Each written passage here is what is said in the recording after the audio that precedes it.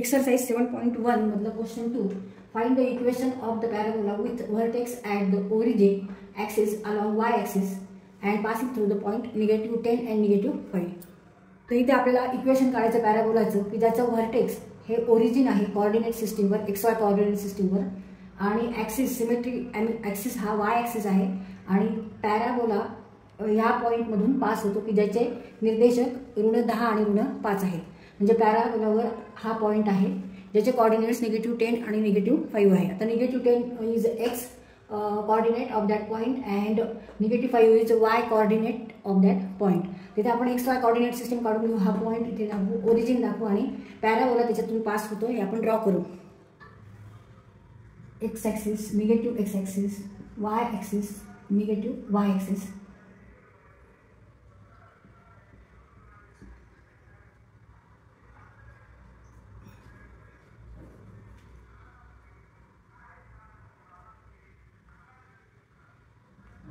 -1 2 3 4 5 6 7 8 9 आणि 10. 1 2 3 4 and 5. -5, -1, -2, -3, -4. And here O is origin. And origin is nothing. Vertex is at the origin having coordinate 0 and 0. आता हा point आपल्याला इथे plot करायचा आहे. -10 आणि -5. म्हणजे हा पॉईंट इथे येईल साधारण.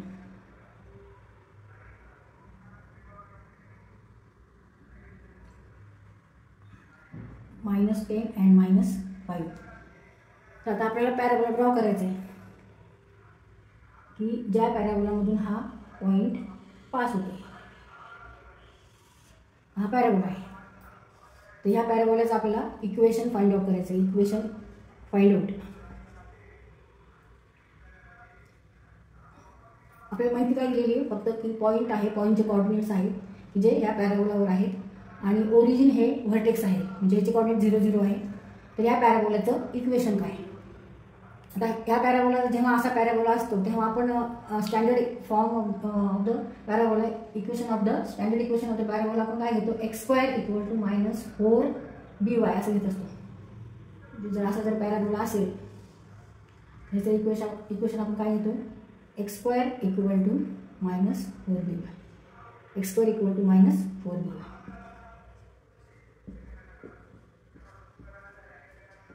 आता इथे काय करायचं आपल्याला ह्या इक्वेशनमध्ये ह्या व्हॅल्यू टाकायच्या आहेत कारण ह्या इक्वेशनचं सुद्धा स्टँडर्ड इक्वेशन काय आहे x² = -4by. तिथे आपल्याला x माहिती आहे आणि y माहिती आहे कारण हा पॉईंट ह्या पॅराबोलावरच आहे. त्याच्यामुळे ह्या इक्वेशनमध्ये आपण ह्या व्हॅल्यू ठेवू आणि b ची व्हॅल्यू फाइंड आउट करू.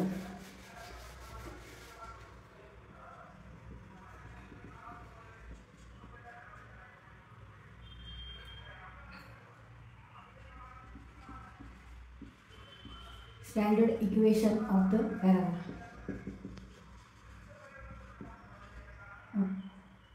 Take here. इथे आपण कोणतं इक्वेशन वापरायचं आहे पॅराबोलाचं तर x² = -4by because this point is in the 4th quadrant आणि ह्याच्यातून हा पॉईंट ह्या पॅराबोलावर आहे. त्यामुळे आपल्याला हा पॅराबोला ह्याच पद्धतीने ड्रॉ करायचा आहे आणि त्याचा जो ॲक्सिस आहे सिमेट्री ॲक्सिस हा y ॲक्सिस आहे म्हणून आपण ह्याच पद्धतीने हा ड्रॉ केलेला आहे. आणि आता ह्याचं स्टँडर्ड इक्वेशन काय आहे ह्या पॅराबोलाचं तर x² = -4by. Point -10 and -5 is on the parabola. Therefore, that satisfies this equation. So put here value x = -10 and y = -5. Therefore, x² = -4b. X is -10, so -10² and y is -5. So -10² = -4b -5. Multiplication of two negative number is positive. -10² means -10 into -10. Minus become plus and 10 into 10 100. Therefore 100 equal to -4b into -5. Minus plus negative plus and 4 into 5 20b. Therefore b equal to 100 divided by 20 that is 5. b equal to 5. Now put this value of b into this equation of the parabola, standard equation of the parabola. X square equal to minus 4 into 5y means minus 20y.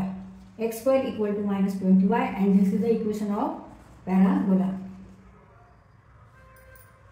तर इथे आपण ह्या पद्धतीने आधी draw केलाय parabola आणि point ह्या पॅराबोलावर आहे तो इथे आपण दाखवलाय, प्लॉट केलाय पॉइंट एक्स वाय कोऑर्डिनेट सिस्टमवर. ह्या ग्राफवर आपण हा पॉइंट प्लॉट केलाय -10 आणि -5 आणि axis of symmetry is why axis. त्यामुळे पॅराबोला हा असाच असणार आहे. म्हणून आपण हे इक्वेशन घेतले, standard equation of the parabola -4 dy. Now put value of x and y in this equation. So to find the value of b equal to 5. Now put value of b into this equation. X square equal to -20y, and this is the equation of this parabola. ह्या पॅराबोलाचं equation काय आहे? x square equal to -20y.